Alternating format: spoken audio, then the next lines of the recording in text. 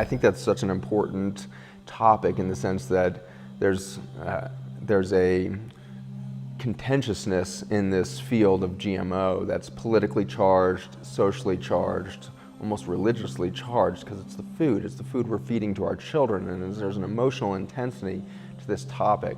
And one of the things that's weakened our position as consumers is the sound of, this almost sounds like a conspiracy theory, right? But in fact, it's not. This is just the march of human behavior and big business over a century.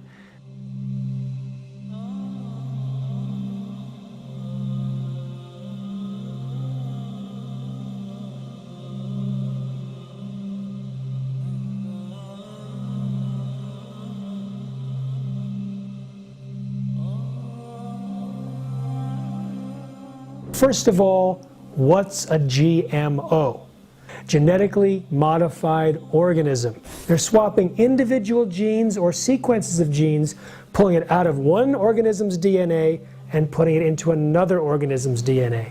The process itself creates a lot of problems, and they don't even focus on that.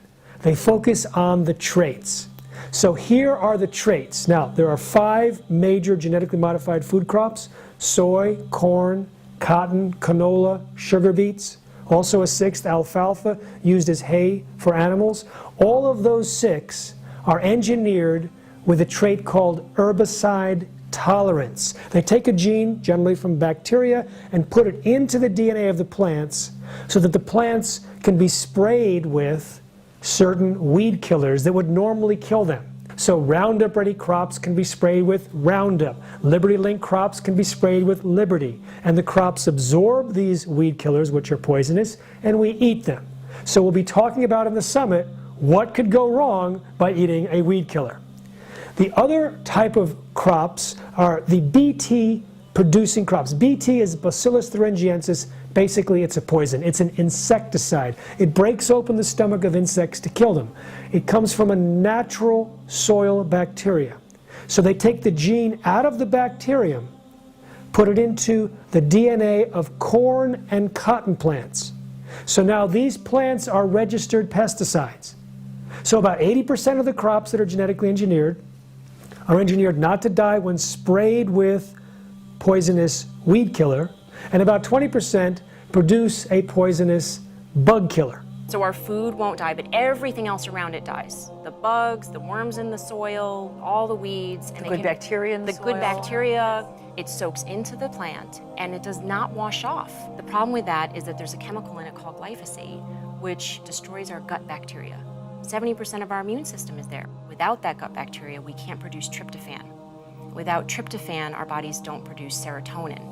Without serotonin, we can't regulate blood sugar.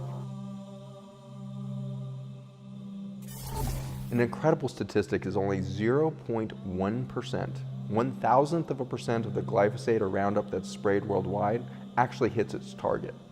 Wow. 99.9% of this chemical is going right into our water systems as wash off and never reaches its therapeutic target of the weed, if you will. The terrifying thing about that toxin is that it is water soluble. And nature makes the vast majority of its toxins in the form of lipid or fat soluble toxin. And that's important because those toxins can be sequestered away by mycelium in the soil, by the fungi, or can be sequestered away by your fat cells so it's not in your bloodstream to be exposed to your brain and other things. So fat soluble toxins are kind of nature's approach. Water soluble toxins, this man-made approach, is very frightening because it goes everywhere. And once you dump this into the environment, it's going to go into the water table. It actually evaporates and goes into our air, ends up in our clouds, rains back on us. So we create this whole ecosystem of toxin.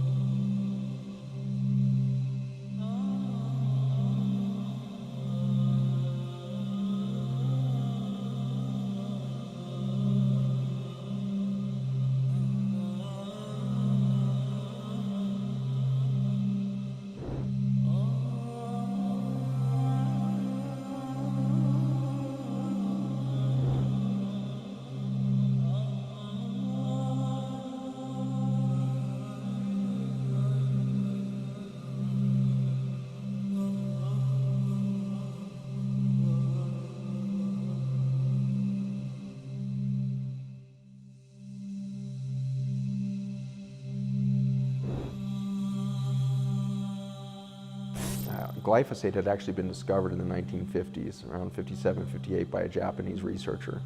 And he had put it on the shelf, I think realizing that this toxin would be horrible in the environment. So he kind of discovered this organophosphate and had patented it. Monsanto bought that patent for pittance and then moved it into consumer use. And its first patents were really around its use as an antibiotic, not as a weed killer. Really? And so that is an interesting, little tidbit, is that they understood what this toxin was doing to biology, even though they've claimed, continue to claim that this doesn't have any human biologic toxicity to it. They knew that it was killing life at a very basic level, at the microbial antibiotic effect of it. It's been repatented over the years as an anti-parasite, as an antiviral, all these different things. And so they have seen that everything this touches, whether a plant or a bug, it kills. And the way in which it does that is interesting, that it actually blocks the ability of this enzyme pathway, which is called the shikimate pathway. These enzymes make the ringed aromatic amino acids. So we already took one amino acid kind of out of the equation with glycine, and then by this glycine toxin organophosphate, we block the shikimate pathway, and we suddenly lose the ability to make our ringed aromatic amino acids, which include things like tryptophan. And that's, it's such a subtle marketing tool that the companies have used. Glyphosate's now made by every chemical company on earth. The 5 big ones in the US all make it. And most of it's actually made in China now. It came off patent in 2007, so everybody's making this chemical now. And what they continue to point out from a marketing standpoint is that, well, there is no human target because this enzyme pathway is just in bacteria and plants. And so if we put it there, it kills them. But since humans don't have this enzymatic pathway, the shikimate pathway, there is no target for glyphosate in the human. That's what they've been claiming. However, if you ask what is that enzyme pathway and what does it do, what it makes are what we call the essential amino acids, i.e. the amino acids the human body can't manufacture. The vast majority of the amino acids in those 26 we can make on our own. So 4 of those essential amino acids, so at least half of them are now taken out of the equation. And so they say, well, this isn't important for humans because it just happens in plants. Well, humans rely on that plant or that bacteria to deliver those essential amino acids that we can't manufacture. So we've literally robbed ourselves of a subset of the alphabet. Wow. Imagine if you woke up in the morning and had to go to work and be as productive as you are today, but you can only use 19 of the 26 letters. Right.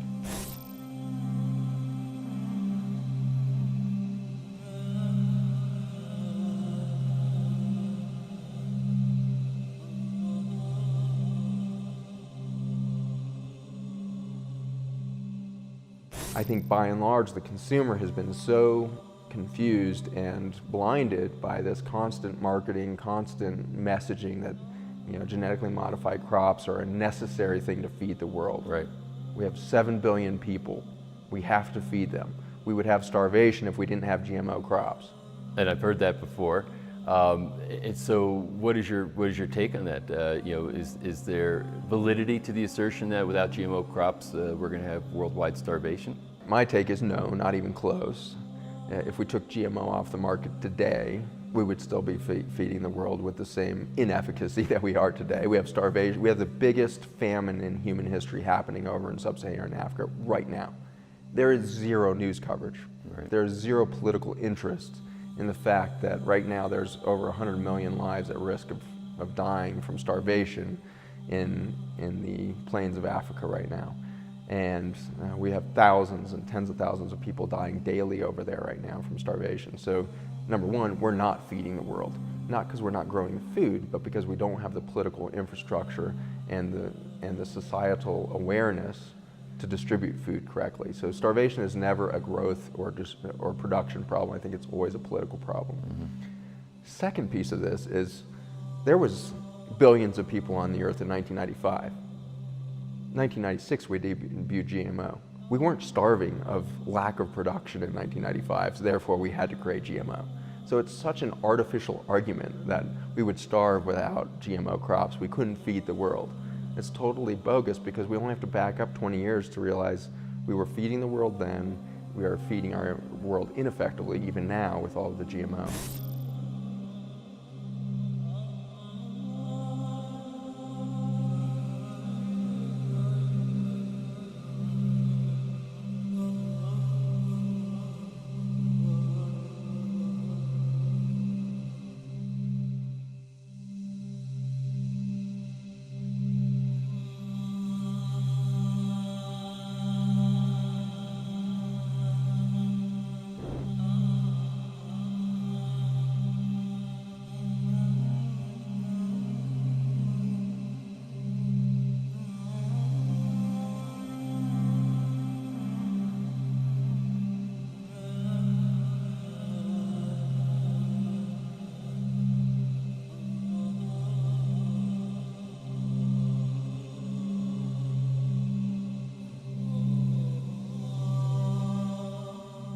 the FDA said, we don't even need to test this stuff.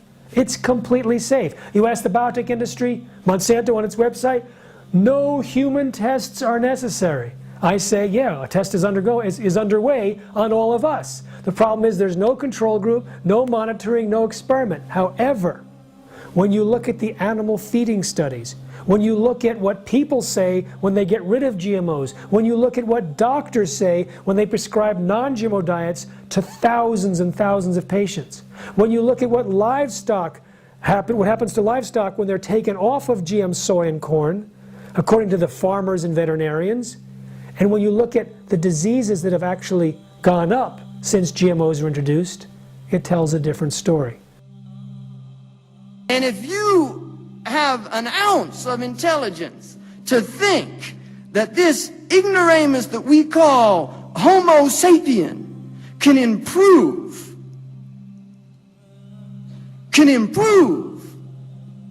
on perfection, can improve on the God-given seed, the seed of life. If you believe that man, this is called hubris in the ancient Greeks, this is what destroys man, is his arrogance, his belief that he can do things that he is not qualified to do. And the sign of an intelligent man is to know his limits. To know his limits. Really, we have to question what is going on out there, and our silence is complicity. The silent one is complicit in the crime. If you stand by and watch a crime happening, you're part of that crime. You're aiding and abetting that crime if you don't do something about it. The hadith says, "As-sukut alamatu ridha." Silence is the sign of contentment. Silence is the sign of contentment. We should be standing up. The Europeans went out and marched in large numbers to prevent genetically modified food. And yet these things, people aren't even debating these things because we have an educational system that makes us docile, that makes us think. Like John Taylor Gatto said, it makes people accept orders even if they're stupid. It makes them accept. There's people that, there was an old lady in England, and she was pouring tea. She had her cream there. And as she was pouring it, she said, you know, something very strange about this cream. When I was young, I remember cream going off really fast. But this cream doesn't go off anymore. It'll last 2 weeks. My grandfather said he had an orchard. And he used to tell us if we found a worm in the apple, he said, I wouldn't eat an apple a worm wouldn't eat.